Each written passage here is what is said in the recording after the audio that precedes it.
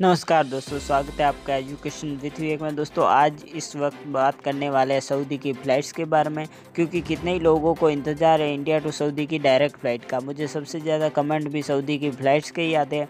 आपको बताना चाहेंगे कि यूके में जहां ईस्टर्न का ज़्यादा खतरा था, उसके साथ इंडिया ने फ़्लाइट्स ऑपरेट करना शुरू कर दिया है 6 तारीख से। वही लेकिन जहाँ सऊदी में ईस्टर्न का कोई खतरा नहीं है, वहाँ फ़्लाइट्स ऑपरेट नहीं की जा रही है।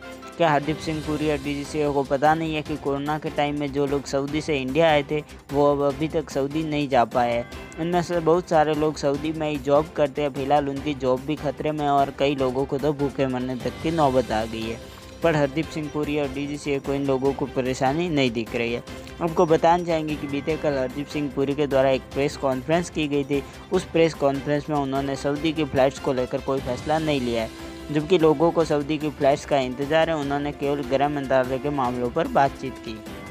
वही दोस्तों, सऊदी गैजेट ने खुशी जाहिर करते हुए लिखा है कि सऊदी ट्रैवल बैन हटा रहा है और इंटरनेशनल फ़्लाइट्स 31 मार्च से चालू कर रहा है। आपको बता दें कि ये खबर सुनकर जितने लोगों को खुशी नहीं होगी, उससे ज़्यादा लोगों को दुख हुआ है, क्योंकि हम सबको इंतज़ार था कि जल्दी ही जनवरी मंथ में ही सऊदी के लिए फ़्लाइट्स ऑपरेट होगी। लेकिन यहाँ तो सऊदी ने भी 3 महीने की फ़्लाइट की डेट को आगे बढ़ा दिया है।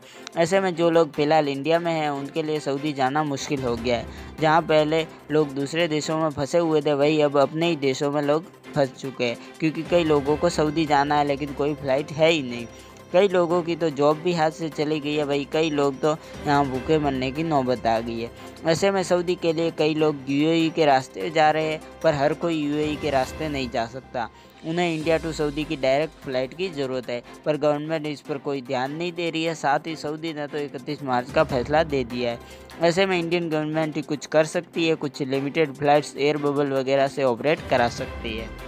वही दोस्तों, इंडियन गवर्नमेंट सऊदी से फ़्लाइट्स को लेकर कुछ बातचीत करे उससे पहले यूके से जो पैसेंजर्स आए उनमें नए ईस्टर्न के मरीज़ मिल रहे हैं। कल मुंबई में 3 ऐसे मरीज़ सामने हैं जिन पर एंटीबायोटिक का भी कोई असर नहीं हुआ। साथ ही ऐसे नए ईस्टर्न के मरीज और मिलते रहे तो डर है कि कहीं मार्च-अप्रैल 2020 जैसी स्थिति ना पैदा हो। वही नए ईस्टर्न के केसेस सामने आ रहे हैं, तो ऐसे में सऊदी हरगिज़ अपनी फ़्लाइट्स ऑपरेट नहीं करेगा। आपको पता होगा कि सऊदी कोरोना को लेकर पहले से ही सख्ती बरतते आ रहा है। ऐसे में नए ईस्टर्न के केसेस वाले देशों में सऊदी द्वारा फ़्लाइट्स ऑपरेट करने की कम ही संभावनाएं पैदा होती है। अगर इंडिया में ये केसेस कम होते तो फिर दोस्तों कुछ बात बन सकती है, लेकिन आपको भी पता होगा कि यूके से फ़्लाइट्स ऑपरेट हो रही है, तो ऐसे में केसेस कम होने की उम्मीदें शायद ही है।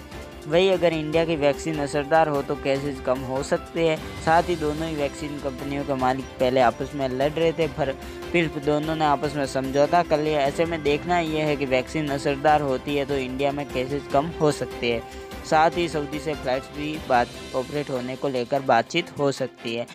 वही दोस्तों, अगर आपका सऊदी जाना अर्जेंट है तो आप सब लोग सऊदी जाने वाले सब मिलकर एकजुट होकर आप एक दूसरे की मदद कर सकते हैं और उसके द्वारा सऊदी पहुंच सकते हैं। दोस्तों, जिनका थोड़ा पैसे वगैरह का प्रॉब्लम है उसको आप हेल्प कर सकते हैं। वही आप सब मिलकर यूएई के रास्ते सऊदी पहुंच सकते हैं। साथ में होंगे तो एक दूसरे की मदद भी कर पाएंगे, वही फिर अपना देश हो या गैरों का। साथ ही कोई इधर प्रॉब्लम आती है तो आप इंडियन एम्बेसी में भी कांटेक्ट कर सकते हैं। वही दोस्तों, जो लोग इंडिया से डायरेक्ट फ़्लाइट चाहते हैं वो 31 मार्च तक वेट करना पड़ेगा। साथ ही ये भी हो सकता है कि सऊदी 31 मार्च से पहले अपनी फ़्लाइट चालू कर दे, पर ये सिर्फ तब होगा जब कोरोना के केस इंडिया में कम होंगे। वही दोस्तों, कोई नई फ़्लाइट की अपडेट आती है तो सबसे पहले आपको बताना चाहेंगे। आशा करता हूँ आप सभी की फ़्लाइट्स जल्दी शुरू हो। फिलहाल इस वक्त इतना ही। जय हिंद, जय भारत।